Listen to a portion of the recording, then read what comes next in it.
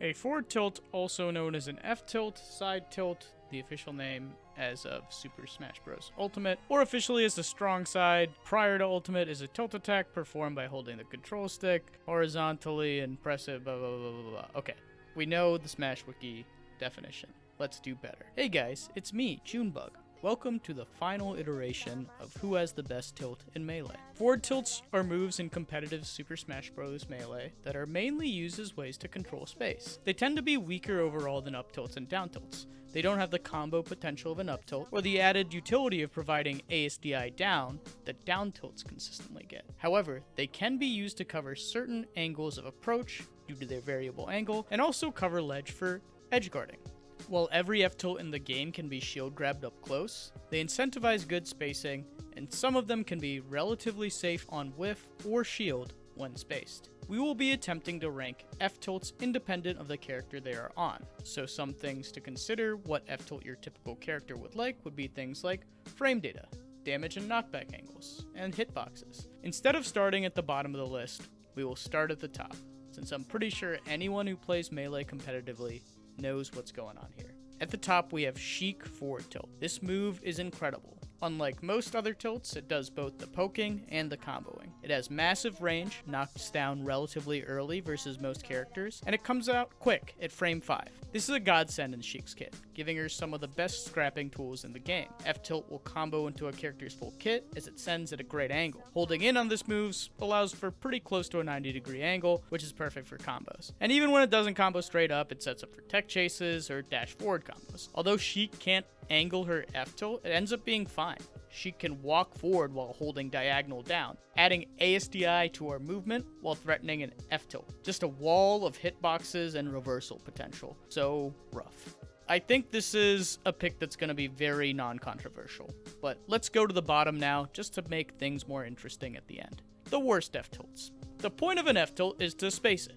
What are you spacing when you have the range of a thumbtack? That is the problem people will run into when they use Pichu and Jigglypuff F-tilt. I value range a lot in my rankings, and these tilts are truly nerd-sized. Maybe you can angle them for edge guards or get some close-range scrap going on, but these are just so bad. They're unsafe on shield. They don't really have much going for them besides maybe the low end lag on Pichu's. But also look at Pichu's. It's just like, come on, man. Unlike most F-tilts, Roy's F-tilt is actually worse when you space it. The effective range of this move is way lower than you think due to Tipper being unusable. So unless you're trying to get shield grabbed, you're not going to be using this a lot in neutral. It can knock down at the higher percents, but there's a significant risk to throwing this out, as there's a high chance it'll be negative on hit. The inner hitboxes of this move are decent, it's just tricky to space in a way that's safe on whiff or shield due to its higher end lag. I just don't like this move as a concept. Maybe it's better, but just don't punish people for spacing. Roy's the hate pick near the bottom. Next, we got the situational and combo sometimes tier. So these moves actually combo, kind of like Sheik F-tilt, just not at the percent ranges that you'd prefer in the ways that you'd like. Zelda's move has good damage and pops up, but it has a few different hitboxes, which can make it inconsistent. It also has a large amount of startup compared to Sheik's F-tilt. Peach's can do as much damage as the Sheik F-tilt, but it has another weaker hitbox that's quite easy to hit. And it also has an extra 10 frames of end lag. You hit either of these moves at the right percent, so you could get a follow-up. While the end lag and attributes make it so Zelda and Peach can't really capitalize on it that well, another character may be able to.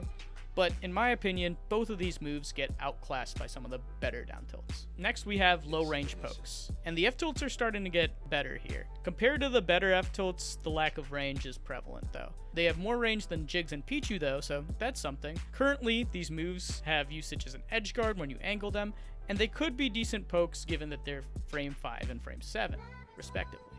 While some people may say they'd be ranked above Luigi and Mario for the sole reason that they can be used to angle down for edge guards, which we'll get to in a bit, I don't think Pika's and Ness's lack of range and neutral with their F-tilt is worth the ability to angle down. It's just way better to be able to space with an F-tilt. I'll take a spacing F-tilt 6 days of the week, and then take Ness or Pika F-tilt on a Tuesday when I really need an edge guard Fox side B. Now, tilts are getting pretty useful. Game & Watch F-tilt is very, very meaty, lasting a total of 18 frames, and because the animation is so ambiguous, it's really difficult to know when you can whiff punish it. Like, how are you supposed to know when the chair hitbox is over with if it looks the same as when it's done. Why is Game & Watch like this? I don't get it. Also, Ice Climbers. Ice Climbers throw out 2 versions of this 8% F-tilt, 6 frames after another. That can make it a little weird to deal with. And technically it's one of the highest damaging F-tilts in the game. Link has the laggiest F-tilt in the game at 16 frames startup, even laggier than Bowser. Honestly, it is more like 18 frames startup because of where the hitboxes manifest. But it ends up being safe on shield, does a lot of damage, can lead to a kill, and has only 20 frames of end lag. Spacing this bad boy can net you a straight up kill sometimes. But also, it's laggier than his F-smash.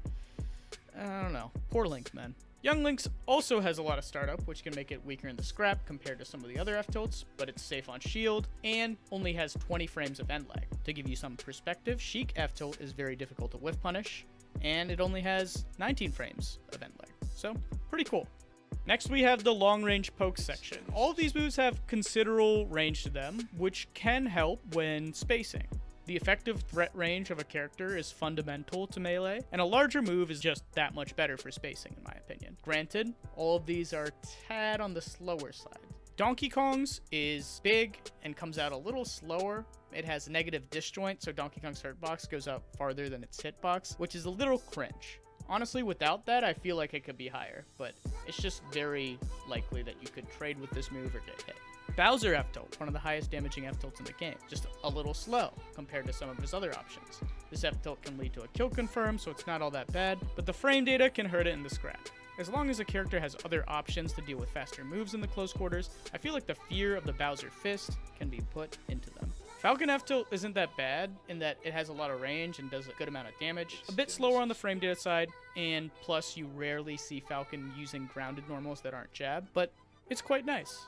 Quick Kicks. Everything in the Quick Kicks tier has a frame 6 or better F-tilt that can be spaced on shield for safety. Mario Bros all have similar F-tilts, so I feel like they deserve to be in the same tier. Mario and Luigi's are the quirkiest, as downward angled F-tilt, or daft, has a set knockback of 1. This means what it sounds like, in that the knockback of the move is very low and it will never change, so it will never ever send anywhere, regardless of percent. And so theirs seems the worst of the 3. And then it looks like Luigi's has slightly more end lag, but slightly more range on the hitbox. I feel like you could make an argument for him being middle or less compared to Mario. Mario's hitboxes don't come out till frame 5 as well, compared to frame 4 for Doc and Luigi. The Italians have the beefiest kicks on this list, and they all come out frame 4 or 5. The Spaceys have some classic spacing tools.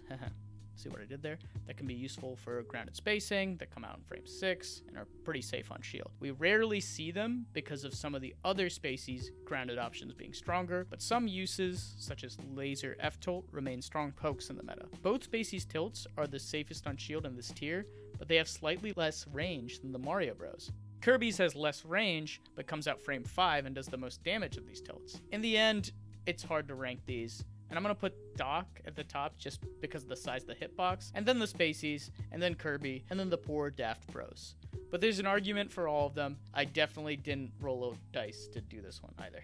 Really good long-range pokes. The range on these F-tilts is wild, and you know me, I love a good range normal, based on my last tier list picks. But the attributes on these normals are even better than the last few we've discussed, in my opinion. Marth. So, Marth has some good moves, huh? Based on the fundamentals of how an F-tilt should be used, it makes sense that a tipper character has a good F-tilt. While the move is unsafe on shield, it has a large enough range where it can actually be used as an anti-air and catch landing characters. While many F-tilts have usage as an anti-air, Marth F-tilt will rarely trade with a character's landing aerial, which I believe is a huge advantage. Mewtwo. Mewtwo's got range, and it shows with his F-tilt. It's frame 6, and can link into an edge guard or kill at many percents. Although it has a weak hitbox, it is much harder to hit than Roy's. And the end lag is quite low, making it relatively safe on shield when spaced. Mewtwo is just consistently good when he uses the tail move, and not so good the other times. Samus. This move is shown so much within any Samus match, so I feel like the argument is almost made for me, but I'll say it anyway. Samus's ground game is aided with her several powerful tilts, and F-tilt is no exception. The speed of this move at frame 6, the range, and the consistent 10% provided by every hitbox makes it a staple F-tilt in the game. While many F-tilts in Melee are these forward kicks, this reminds me of Adon's kick from Street Fighter due to how much Samus players and Adon players are going to spam this move. Also, an errata to my up tilt video, Samus grounded up tilt is a meteor, which makes it much more useful as a spacing tool and a combo starter, this attribute would probably make it higher than what I ranked it. Sorry to all 7 Samus mains left playing, I will be better in the future. Ganondorf. Now this is a move. I consider this the best spacing F-tilt in the game. While it's slightly laggier than Samus F-tilt, I believe the damage it does makes up for the lack of speed. This move will outright kill or set up for an edge guard. Ganon mains can set up almost an unbreakable wall through spaced aerials in this move, and it would suit almost any character.